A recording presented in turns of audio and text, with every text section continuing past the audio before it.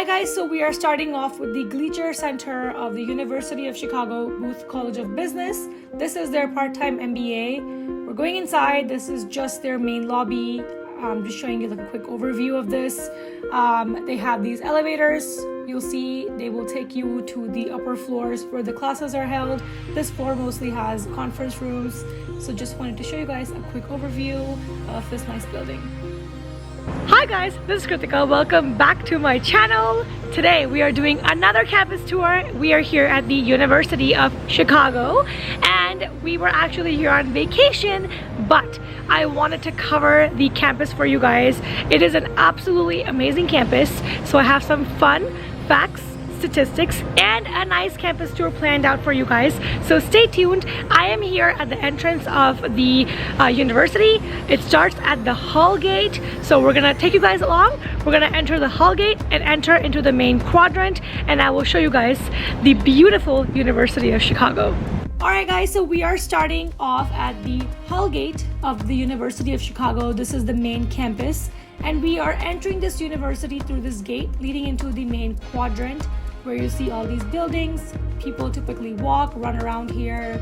Just look at the different architectures of the buildings. Very old, and you see ivy growing on these buildings. It's not an Ivy League school, but there's ivy growing on these buildings. So a very pretty area to start the university. Alright guys, so we are here at the main quadrant. This is right by the entrance of the hall gate. This was built in 1892. Yes, I have my notes here. It's called the main quadrangle. Fun facts, this area has a lot of green space. As you guys can see, there are flowers, there are plants. It's a very nice green open space. It was originally registered as a botanical garden by the American Public Garden Association, but eventually they converted this into like a study space / hangout area for the students. Actually, this whole area has these outlets where people can connect their phones, get Wi-Fi, all that stuff, so that they can study in between classes, come here, hang out with friends, study for exams.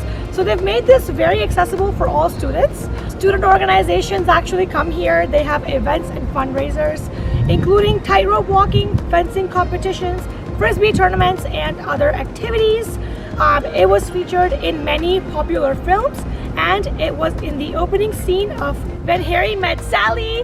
So if you guys have seen that movie, maybe you guys can remember this area, but it was a very old film, so maybe it's changed. But this area is an absolutely amazing way to enter the campus. It is so open, so wide.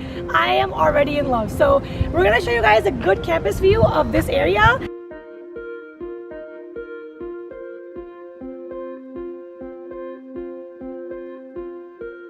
Alright, and now we are walking over to the Harper Memorial Library, which is right over here. Hey guys, what's up? So we're standing in front of the Harper Memorial Library.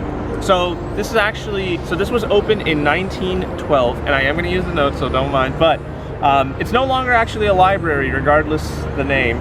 All the books are now moved to a different library, which is called the Regenstein Library. And that one was opened up in 1970, so that's relatively newer, right? Now this building is home to a bunch of different offices, like the office of the Dean of Students, the Dean of the College, Studying Abroad, and Academic Advising. There's also a room on the 3rd floor that's just a reading room. It's open 24 hours a day, so it's a really good spot for just studying and things like that. And then at 11:30, somebody shouts free coffee, and apparently you can go and get free coffee. So that's pretty cool, right? If you're studying late.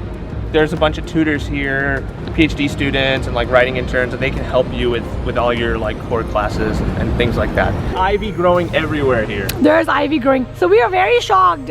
We found out this is not an Ivy League school because there's ivy everywhere. Like you can see on these buildings, all of that. And these buildings are all accessible. This is the quad entrance, so there's 2 or 3 stairs, but this is the entrance to the library. Look at these doors, like everything is just so fancy. Look at all this.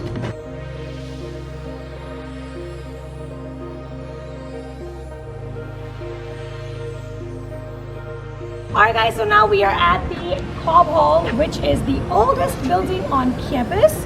It was built in 1892, and at that time it was the most expensive building. It costed a whole $100,000 to build.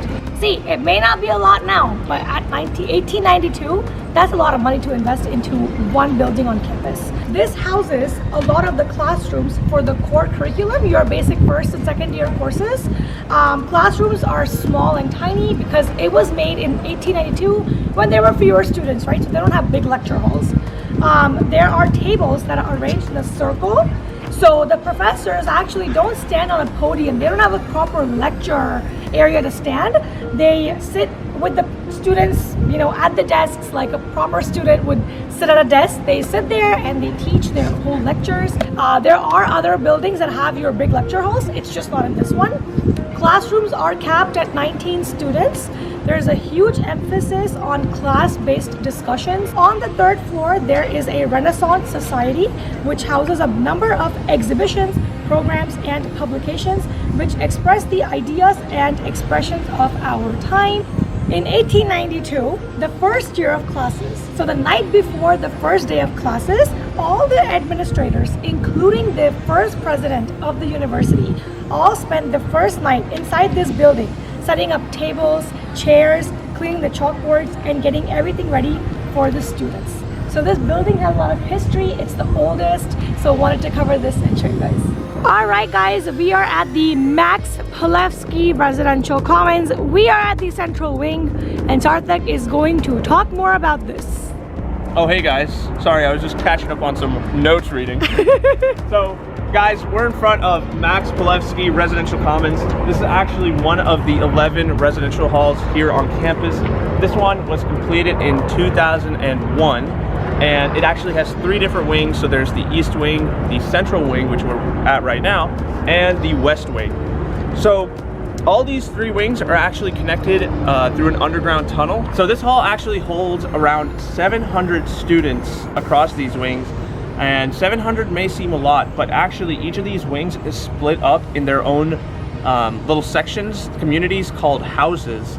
So each house has around 60 to 120 students each, and they have their own resident assistant who's there to just help them and guide them along their residency. Along with that, they have resident H's, which are actually just heads. That's just a little short version, and that they are there for just student guidance and just, you know, give them some tips from an adult perspective. Each of those houses have their own house kitchen and a lounge area, and they house like different cultural events and like little traditions, and there's some rivalries among the houses. So it's a little bit of fun, and you know, they like to keep it interesting with the whole house situation, and you know, having some competition around there. All right guys, we are standing in front of the Joe and Mika Mansueto Library. It is one of the 6 libraries on campus. It is connected to the Regenstein Library. It was recently featured in the film Divergent, if you guys have seen that one. But the very, very cool thing about this library, when you enter inside, all you see are these tables and chairs. You see students sitting around studying. But actually, this building extends stories underground, where the university has housed millions of volumes of books. So it goes 5 stories underneath, but you just don't see it here. You go up to a computer, you type in the book you need, a huge robotic arm shoots underground, grabs the entire bookshelf, pulls it up, the doors open, and you grab your book right off the shelf. Like, how crazy is that? And during the winter, it looks like a reverse snow globe. So it's very, very cool. Imagine studying here and all you see is like snow or like a beautiful sunlight coming in. I think this is my most favorite building on campus. So what you see on the left is the Regenstein Library, and on the right is the Mansueto Library, and they're both connected.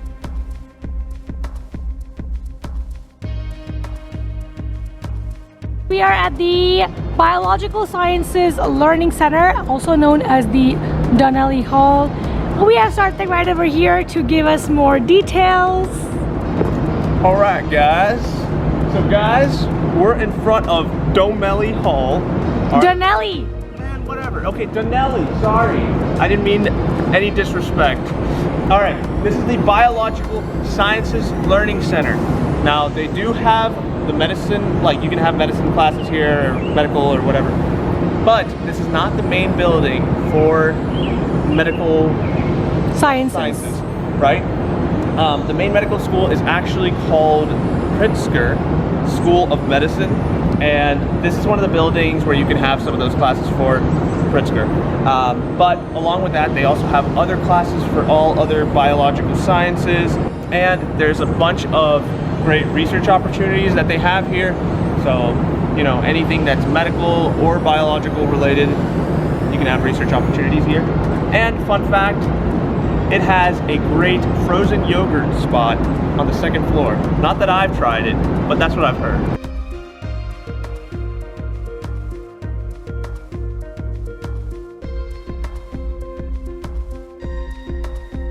We are walking to the William Eckhart Research Center for Molecular Engineering, and Sarthak is here hiding, doing his cool intro to talk more about this building. Look guys, alright. So guys, the full form is actually William Eckhart. I don't know if she said that, but whatever. William Eckhart Research Center, and this is, again, as she stated, this is for molecular engineering. This has the molecular engineering specifically for undergraduate students, and then there's some like great physical sciences offering from astronomy, astrophysics, and cosmology. Also, this has their Enrico Fermi Institute. Students are able to take a variety of courses here from all different sciences and you know, arts also. And along with that, this also is a great school for just technology and engineering.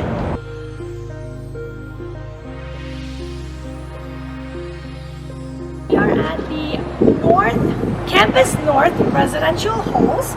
It was completed in 2016. So if you guys can't tell from the other buildings, this one is fairly new. I mean, there's glass buildings, there's coffee shops, there's like very nice sitting in place. So it's very, very new. It was designed by Studio Gang Architects. This features 2 courtyards. I think this is one of the courtyards. There's another one on the other side. 2 courtyards, 2 classrooms, 2 state-of-the-art dining commons, as well as a 15th floor reading room. This place is housing 800 students currently. It's completely booked out, and it contains 8 houses. So Arthur explained to you guys the whole house situation. And it features single, double, and apartment style accommodation, so you guys can kind of choose based on your preference. But this building has a lot of coffee shops and stuff, not seen in any other building, and a classroom. Like, how cool is that? Alright guys, we are here in front of the Radnor Athletics Center. This was opened in 2003, features an Olympic-sized swimming pool, competitive and auxiliary gymnasium, a fitness center, and a multi-purpose dance studio. In the student studio, there are classes that are actually free for all students. The university competes at the highest level of D3 athletics in the UAA conference.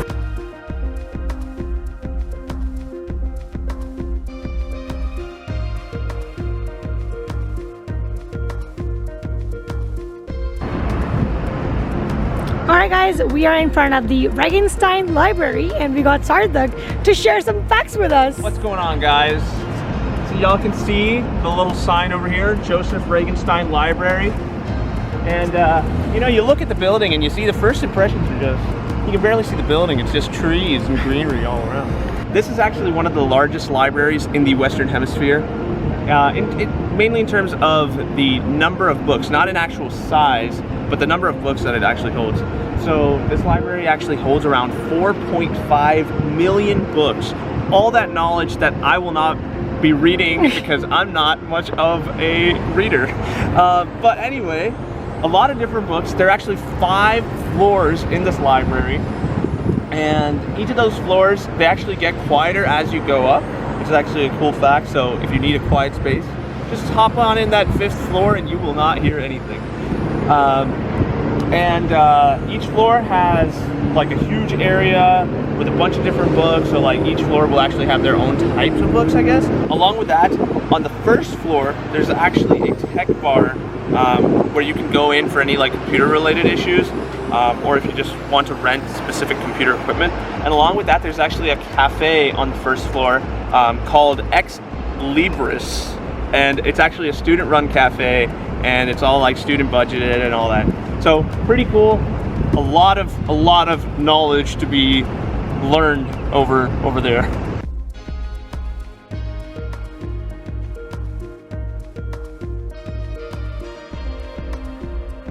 Alright guys, we are at the Logan Center for the Arts. This is one of the newest buildings on campus. Very far away from where we came from. That was the north side, this is the south side. This building houses a lot of the music practice rooms, classrooms, a cafe, gallery spaces, a performance penthouse, and student organizations are always rehearsing and practicing. You guys can actually see that right behind me over here. There is a student organization practicing. I think there's a dance rehearsal going on or something. So it's very busy here. So perfect time to show you guys.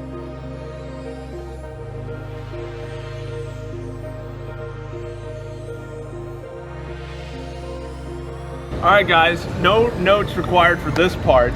So guys, we are here at Chicago booth, which is the business school for University of Chicago. And actually, there's a couple different campuses or like buildings for Chicago booth. Like they have separate buildings for undergrad business. They have a different one that we'll actually show you a clip of, which is part-time MBA program. It's a very well-renowned business school. It's one of the best in the nation. And you know, business is standard. It has a wide variety of classes. It's a very new-looking building. I don't know when it was built, but you can see that it's one of the relatively newer buildings on campus. There's not a lot of ivy, or it doesn't have the same old architecture. But you know, we're business students, so we had to come and, you know, take a look at the business school and check that out.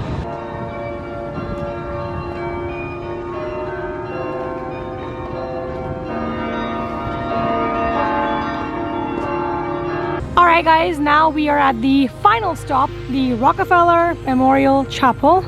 And just look at this. We were just hearing church bells ringing, and this is just absolutely amazing. Alright guys, so we are at the Rockefeller Memorial Chapel, opened in 1928, and inside there is an interreligious center.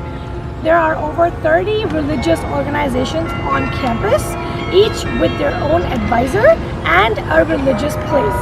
During the orientation week, there is like a whole speech that goes on for all students, for all the incoming students, where a faculty member will come in, talk about the education at UChicago, their religious purposes, and that is hosted here at this University Chapel.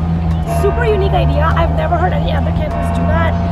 So that's where they started the whole tour, campus tour. So wanted to wrap up the whole campus tour with this.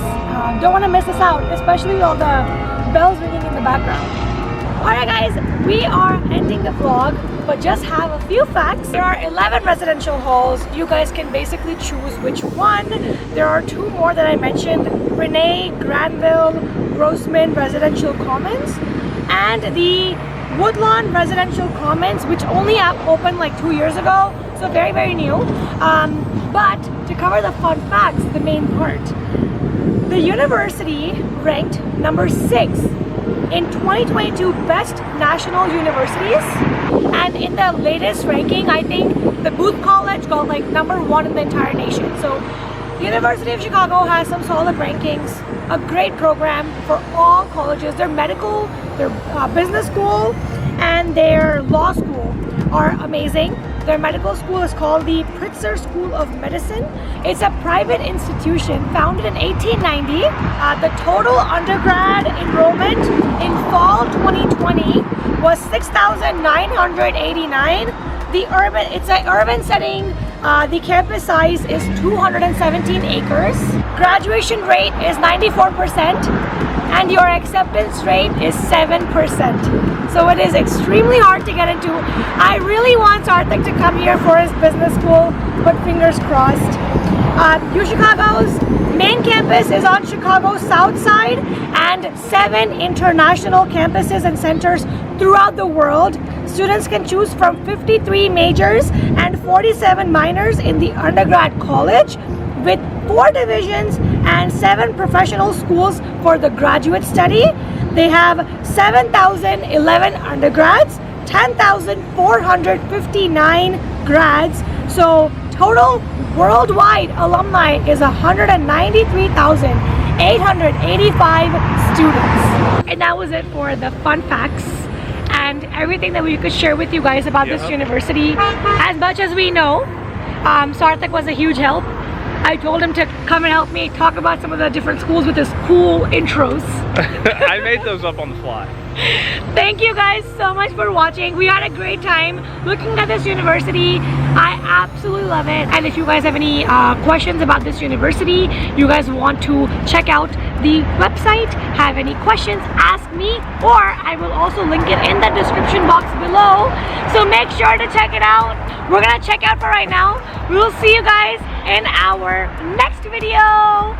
Don't forget to like, share, comment, and subscribe to my channel if you are new. And don't forget to hit the bell notification for future updates. And we'll see you guys very soon. Bye guys. Peace out, y'all. See ya. Peace.